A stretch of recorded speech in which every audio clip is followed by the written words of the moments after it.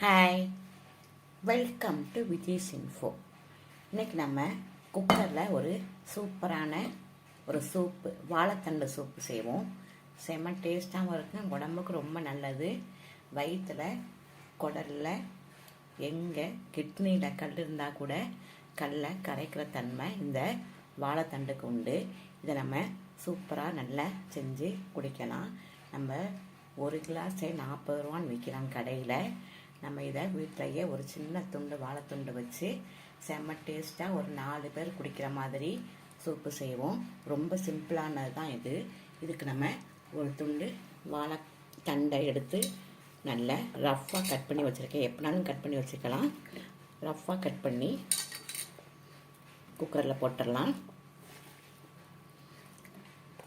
நம்ம எல்லாம் ரெடி பண்ணிட்டோன்னா ஒரு 10 நிமிஷம் கூட ஆகாது இந்த வாழைத்தண்டு சூப்பு செய்கிறதுக்கு. இதை நம்ம வாழைத்தண்டு கடையில் விற்கிறப்ப கட்டாயமாக வாங்கி வாரத்துக்கு ஒரு தடவையாவது இந்த சூப்பை நம்ம குடிக்கணும். உடம்புக்கு ரொம்ப நல்லது. இதிலே நம்ம ஜீரகம், ஒரு 1/4 ஸ்பூன் ஜீரகம்,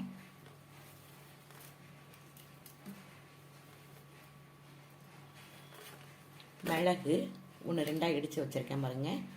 மிளகு போட்டுக்கலாம்.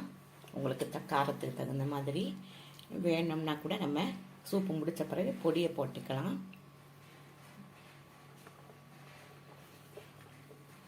ஒரு 4 பூண்டு கட் பண்ணி வச்சுருக்கேன், அதையும் போட்டுடலாம். சின்ன வெங்காயம் ஒரு 10-12 தோல் உரித்து கட் பண்ணி வச்சுருக்கேன். ஒரே ஒரு தக்காளி, சின்ன தக்காளி போதும், ஒரு தக்காளி. கொஞ்சமாக இப்போ உப்பு போட்டுக்கலாம். பிறகு நம்ம சூப்பு வேண்டிய டைமில் எவ்வளவு வேணுமோ அந்த உப்பை நம்ம சேர்த்துக்கலாம் குடிக்கிற டைமில். அதே மாதிரி கொஞ்சமாக மஞ்சள்,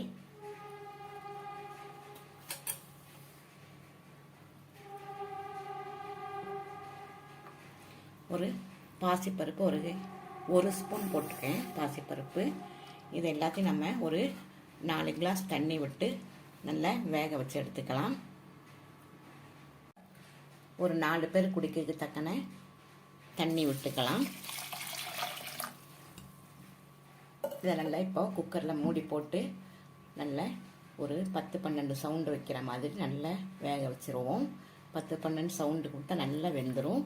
அதை நம்ம நல்லா ஸ்லோ ஃப்ளேமில் வச்சு ஒரு 10 சவுண்டு வச்சுக்கலாம்.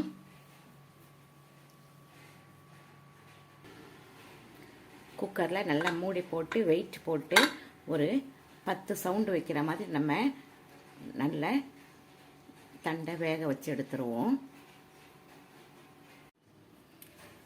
பாருங்கள், நல்லா சூப்பராக வெந்து வாழைத்தண்டு எல்லாமே கலந்து நல்லா ரெடி ஆயிடுச்சு. இப்போ இதை நம்ம வடிகட்டி எடுத்துக்கலாம்.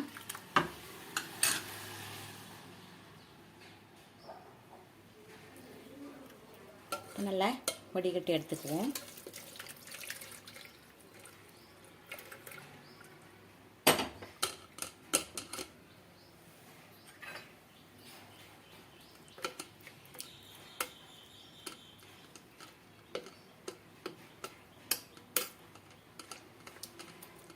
இதை நம்ம வடிகட்டினாலும் நல்லா பருப்புலாம் போட்டிருக்காங்க. நம்ம மிக்ஸி ஜாரில் போட்டு ஒரு அடி அடிச்சுட்டு வந்துடலாம். நல்லா அரைஞ்சிரும். அதையும் சேர்த்து வடிகட்டி எடுத்துருவோம்.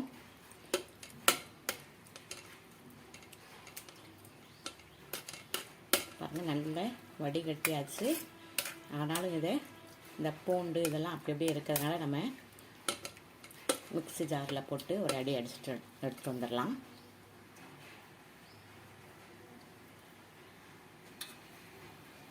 இப்போ நம்ம அரைச்சிட்டு வந்ததையும் சேர்த்து நல்லா வடிகட்டி எடுத்துடுவோம்.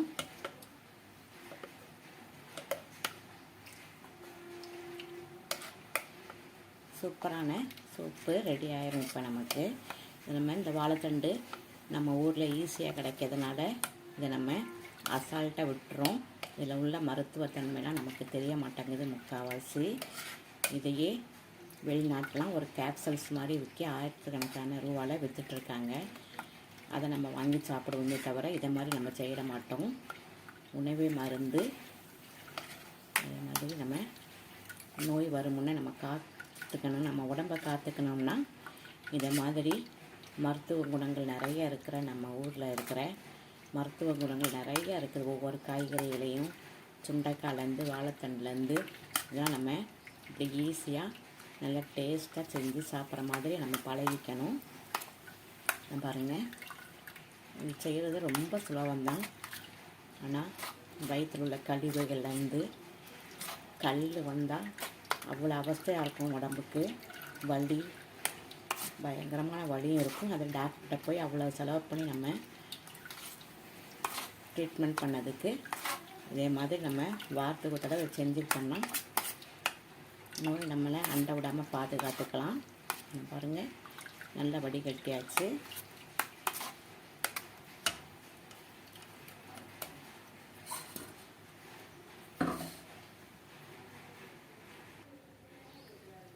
நல்லா வடிகட்டி எடுத்துகிட்டு வந்தாச்சு பாருங்கள். சூப்பராக வடிகட்டியாச்சு. இப்போ நம்ம இதை அடுப்பத்தை வச்சுக்கலாம்.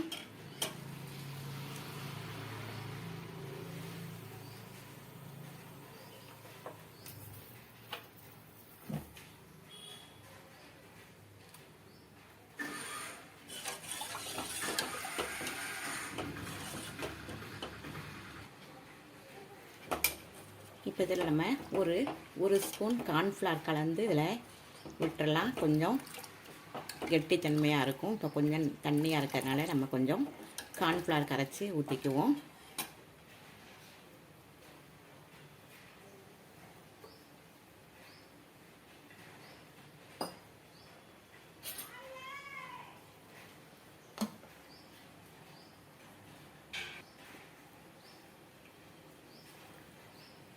ஒரு ஸ்பூன் கார்ன்ஃப்ளவர் வச்சுருக்கேன். அதில் கொஞ்சமாக தண்ணி விட்டு கலந்துக்கலாம்.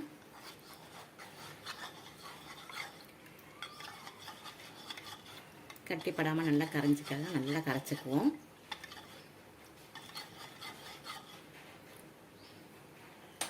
இதை நம்ம இப்போ இந்த சூப்பில் விட்டுடலாம்.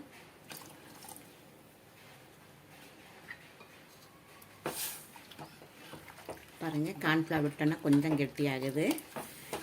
இதை நம்ம கலக்கிட்டே இருக்கணும், இல்லாட்டி அடியில் போய் தங்கிடும் கார்ன்ஃப்ளவரு. இதை நம்ம இந்த ஸ்டேஜில் உங்களுக்கு உப்பு எவ்வளோ வேணுமோ உப்பை போட்டுக்குங்க. மிளகுத்தூள் வேண்டிய அளவு அவங்கவுங்களுக்கு கொடுக்குறப்ப வேணும்னா பொடி போட்டுக்கலாம்.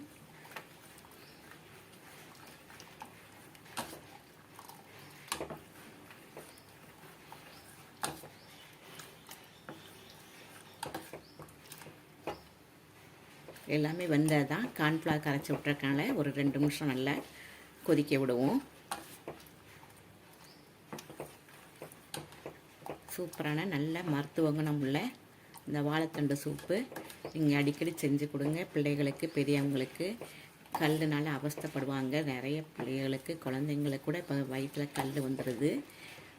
நார்ச்சத்து எதுவும் சாப்பிடாதனால தான் இப்படி கல் வருது. நம்ம வாரத்துக்கு ஒரு தடவை இந்த சூப்பை செஞ்சு சாப்பிட்டோம்னா கல்லெல்லாம் கரைஞ்சிரும். கல் வந்தால் பயங்கர அவஸ்தை, வலி நிறைய இருக்கும்.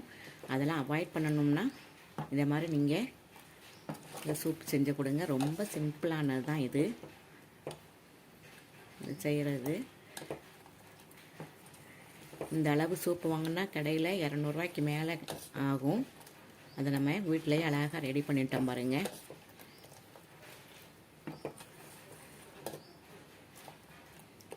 இப்போ எந்த கஷ்டம் இல்லாமல் அழகாக குக்கரில் வச்சோம்னா கட் பண்ணி போட்டு 10 நிமிஷத்தில் ரெடி ஆகிடுச்சு பாருங்கள். இப்போ நம்ம ஸ்டவ் ஆஃப் பண்ணிடலாம்.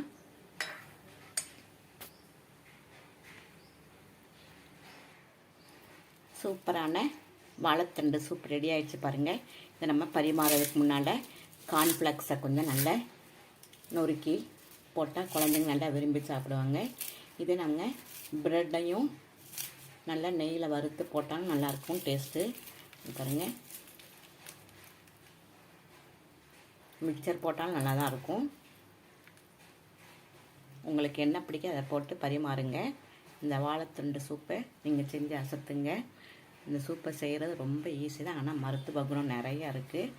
அங்கே அசால்ட்டாக எதையுமே நம்ம விடாமல் நம்ம ஊரில் கிடைக்கிற மருத்துவ குணங்கள் உள்ள காய்கறிகள் பழங்கள் எல்லாத்தையும் சாப்பிட்டு ஆரோக்கியமாக வாழணும்னு நான் உங்களை வேண்டிக்கிறேன். இந்த ரெசிபி உங்களுக்கு பிடிச்சிருந்தா லைக் பண்ணுங்கள், ஷேர் பண்ணுங்கள், சப்ஸ்கிரைப் பண்ணுங்கள், பெல் ஐக்கானை தட்டி விடுங்க.